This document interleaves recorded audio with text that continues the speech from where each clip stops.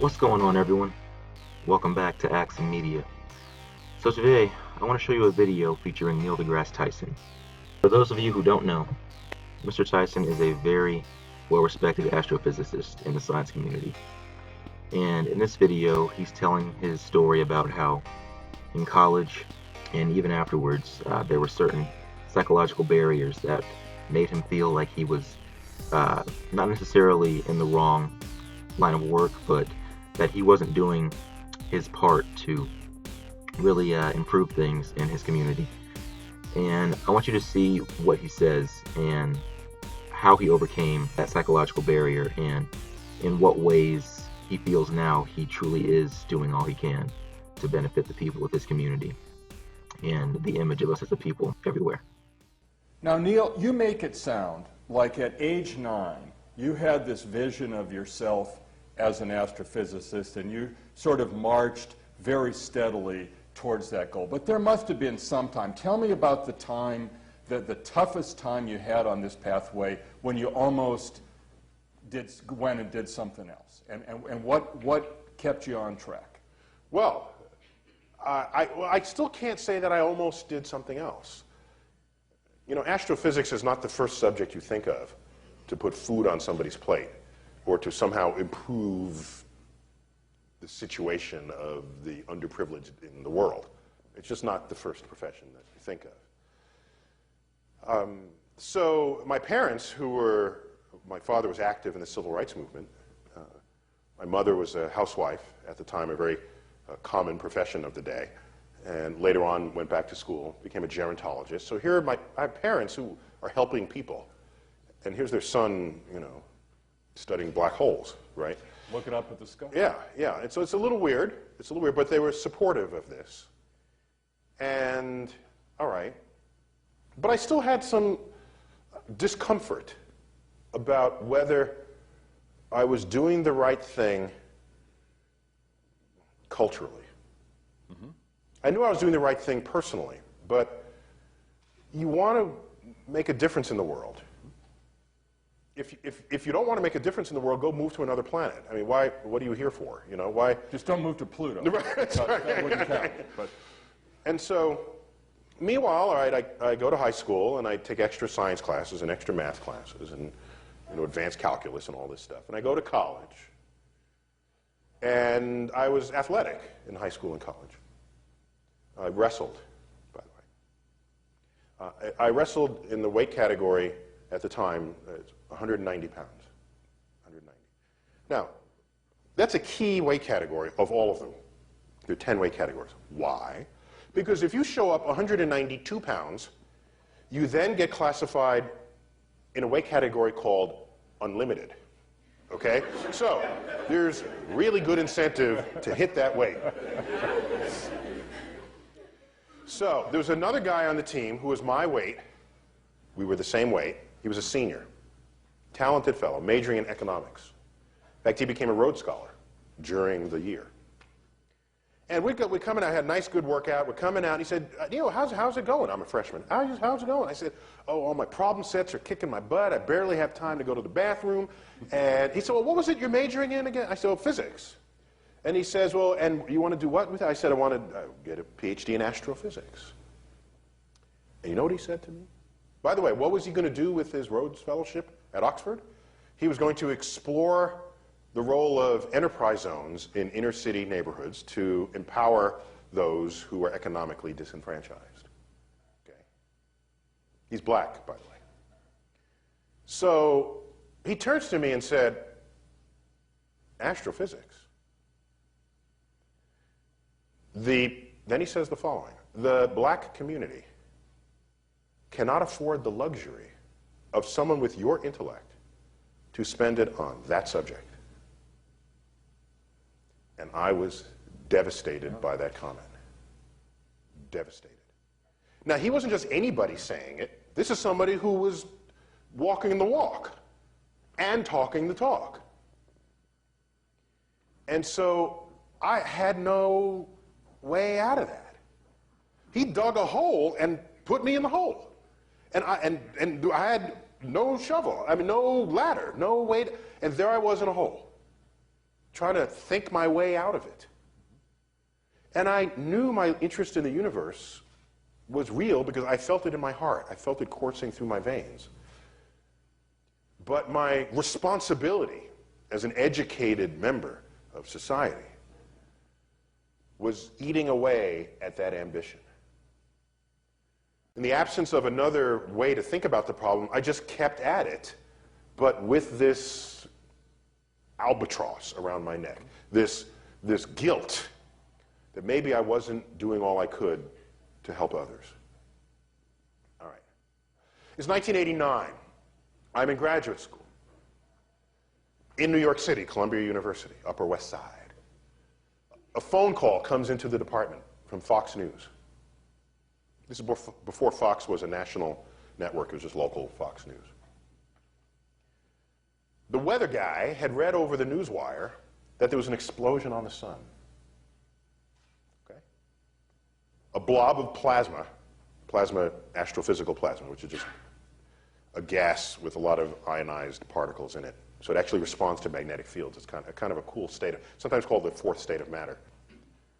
And the guy said, you know, there's this explosion on the sun. What can you tell us about it? I said, oh, it's just a blob of plasma, highly charged particles moving fast. About 100 times the size of the Earth. Yeah, it's large. It's a big plasma pie headed towards Earth. As it gets closer, these charged particles will notice the magnetic field of the Earth. They will split positive and negative. They will be attracted to the poles. They will spiral down, collide with the molecules in Earth's atmosphere, excite them and render them aglow, creating the northern lights, or the aurora borealis. So tomorrow and over the weekend, why don't you go north and have a good look at it? He said, you mean Earth is okay? I said, Earth is fine. They said, can you say that on the air? And I said, okay. And they said, we'll send up a limo. And I said, limo on the air? And I'm like, I'm a graduate student, all right? I'm wearing my one shirt, and I got BO, and I'm not, you know.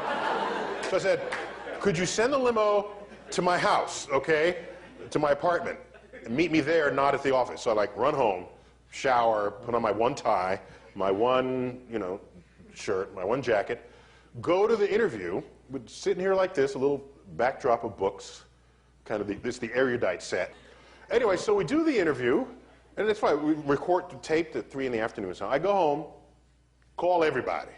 Mom, dad, sis, brother, grandma, grandpa. So I'm going to be on TV. Tune in. This is my first time on TV.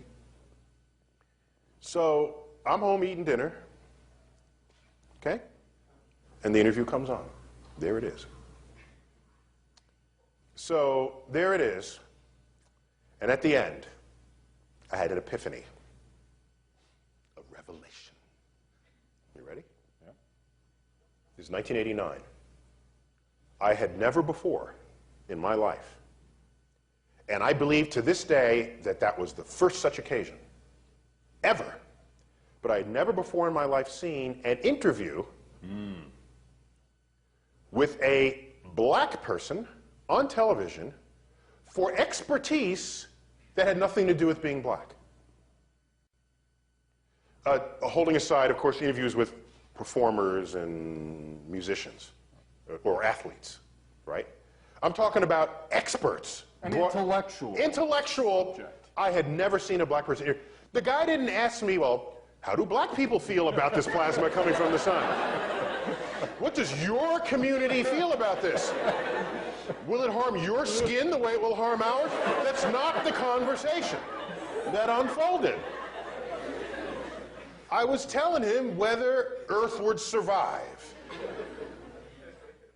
And at that point I realized that one of the last stereotypes that prevailed among people who carry stereotypes is that black people are somehow dumb.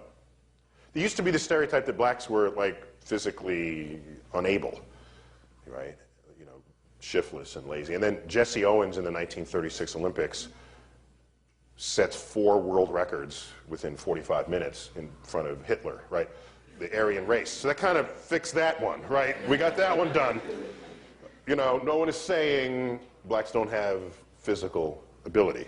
That one's done, okay? So when you combine this, I wondered, maybe, if there's more of this, that's a way to undermine the sort of the stereotype that prevailed about who's smart and who's dumb. And think about it.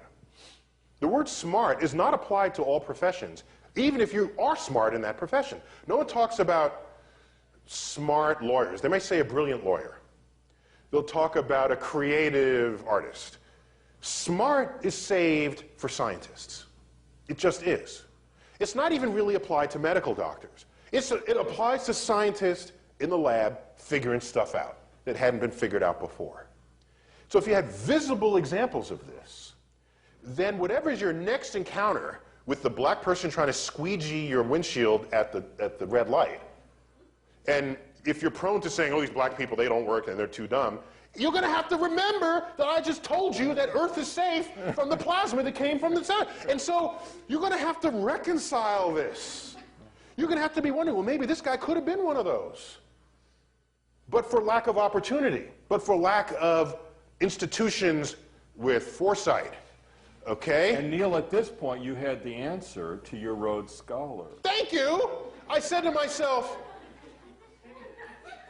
I just have to be visible, or others like me, in that situation. That would have a greater force on society than anything else I could imagine. Anything else. And so, to this day, I'm getting email from white people saying they wish they were as smart as I was. That was an unthinkable thing 30 years ago. That just would not have ever happened. White people wishing they were smart like black people. And so, then I said to myself, it's not that the black community can't afford to have me do astrophysics. It can't afford me to not do astrophysics.